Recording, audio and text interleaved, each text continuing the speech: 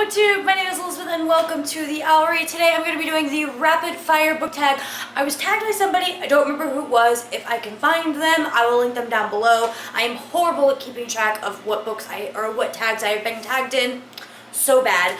But I haven't read any of these questions because I guess that's kind of like the point. You're just supposed to read them off and, you know, say what you want. So I'm going to be looking at my phone the entire time, so don't mind me.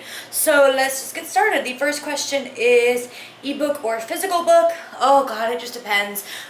You know what? Honestly, ebook. There are so many times where I buy a physical book and then I just don't want to take it somewhere with me.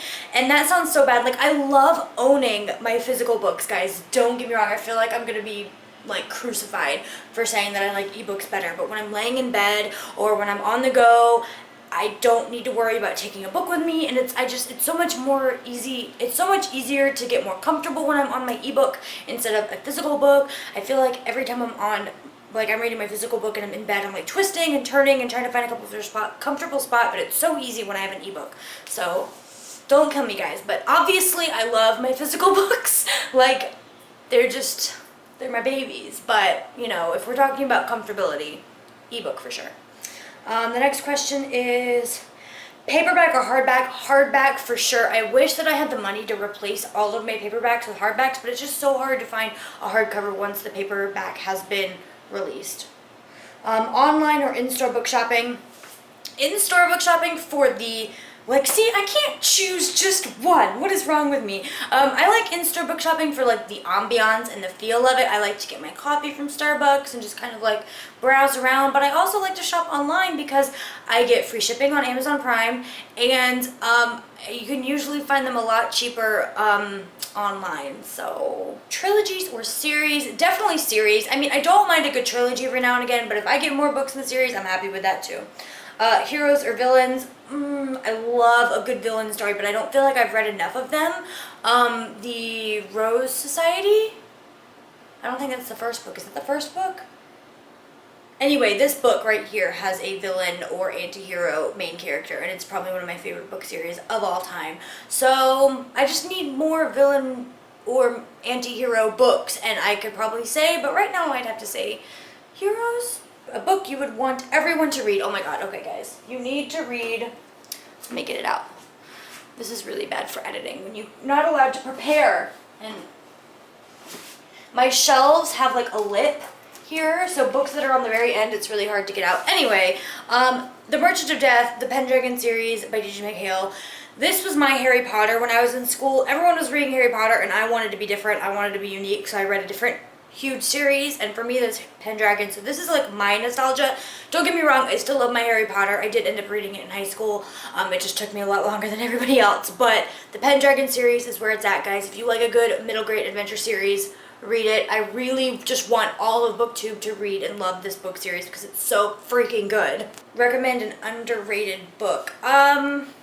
I don't hear a lot of people talking about The Jewel by Amy Ewing anymore, and I read it earlier this year and I really, really enjoyed it. Probably one of my favorite books of 2015 so far. And I think it was really popular when it first came out, but now that like the third book's coming out, I don't feel like anyone's talking about it anymore. So yeah, definitely The Jewel by Amy Ewing, or the Lone City series, like in total. The last book you finished was Red Rising. Where is it? Red Rising by Pierce Brown. I just finished this last night. I'm not sure when this book is, or this video is going up, but I just finished this for the BookTube-a-thon, and I think I gave it a 3.5 out of 5 stars. I was a little disappointed with the ending, like with the end in general, like the last 100 pages, but other than that, it was a pretty good book. The last book you bought, okay. So I think, well, if I want to be technical, the last book I bought was actually Red Rising, but I did buy a whole bunch of books for my birthday that are not here yet, that are coming, and my birthday book haul is going to be gigantic, you guys. I'm not sure when this video is going up, but it's probably not going to go up after the birthday book haul, so stay tuned for my birthday book haul. It's going to be coming up at the end of July. My birthday is July 11th, and I usually just go all out and I buy like a whole bunch of books, and people buy me books and give me gift cards and things like that. So really excited for that. So I'm not going to tell you which books I bought for my birthday because they're not even here yet, but the last book I went and physically bought that I still have is Red Rising. Weirdest thing you use as a bookmark? I actually use my phone as a bookmark. Like if I'm sitting there reading and I have my phone in my lap, I'll just go like, whoop, and I'll use it as like a bookmark like that. Because usually I'll just pick it up like, you know, in the next hour or so. Used books, yes or no? Yeah, I'll do used books. I don't care. Top 3 favorite genres: fantasy, dystopian, science fiction. Borrow or buy. I have 20 something books checked out from the library right now, so I don't have anything against borrowing books from the library. I actually really enjoy my library. If there's a book that I want to read but I don't necessarily want on my shelf, I'll borrow it. Or if there's a book I just don't want to spend money on at the moment and I want to see if I like it, I'll borrow it from the library. So, you know, I really don't mind either way. I really enjoy borrowing from the library because I don't have to spend the money on it. And if I end up liking the book, then I'll just buy it. Characters or plot? Plot. Like, I like a plot-driven book much more than a character-driven book. I just need things to happen. Yeah. Long or short books? Those are so hard. I'd rather... I don't know. This is so hard. I think I'd rather have a long book, especially if I buy it, because then I get my money's worth. But I really like, you know, just getting like 3 or 4 books out in a week if they're really short. That's nice for my my Goodreads reading challenge. Long or short chapters? Short chapters. I hate long chapters that are like 25 pages long. I hate them. I have to end on a chapter and it seems like the book just drags and drags and drags. I hate long chapters like with a firing, burning passion, as you can tell. Name the first 3 books you think of. Oh my god, Shatter Me, Harry Potter and the Philosopher's Stone, and First Life by Gina Showalter. Okay, that was hard. Okay, books that make you laugh or cry. Okay,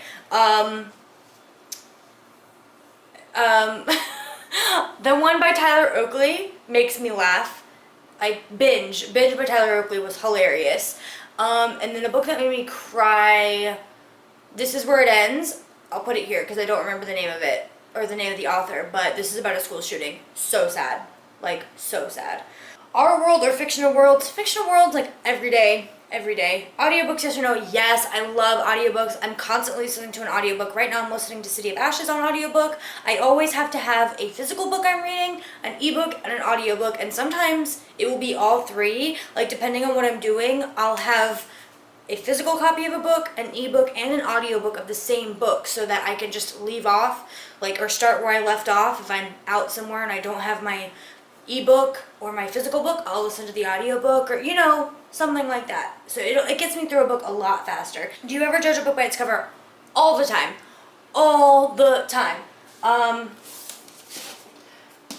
The Wrath of the Dawn by Renee Ahdieh. I refused to read this book for the longest time because I really don't like the cover. I don't like this orangey red cover or color, and I didn't, when I saw the book cover on the internet, it was like all I could see was this. I couldn't see that behind, I'm not sure if you can tell, but behind the book there's a girl and she's on like the end pages. Yeah. So I was at the store and I was like, I looked at it just to see what it was about, and then I saw the end pages and I was like, oh, that's really clever. And so I didn't hate the cover as much, and this, like, the synopsis sounds really good, so I decided to pick it up. But now that I own it, I don't want to read it because I'm not a fan of the cover, and it's mostly this really ugly red-orange color. I'm not a big fan of orange, and I don't know. So if you guys have read this, convince me to read it, because the cover, I can't.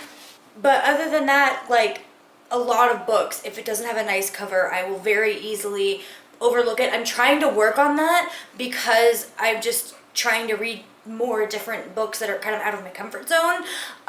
So I make a point to read the synopsis as well as the cover and judge it by both of those combined. But yeah, it's my weakness. I'm really bad at judging books by covers. Book to movie or book to TV? Ooh, book to movie, because usually it has a better budget, and TVs, they eventually go off of plot and they just mess it up. So book to movie. A book or TV show you preferred to its book? Oh, this is a good one. The Other Boleyn Girl by Philippa Gregory.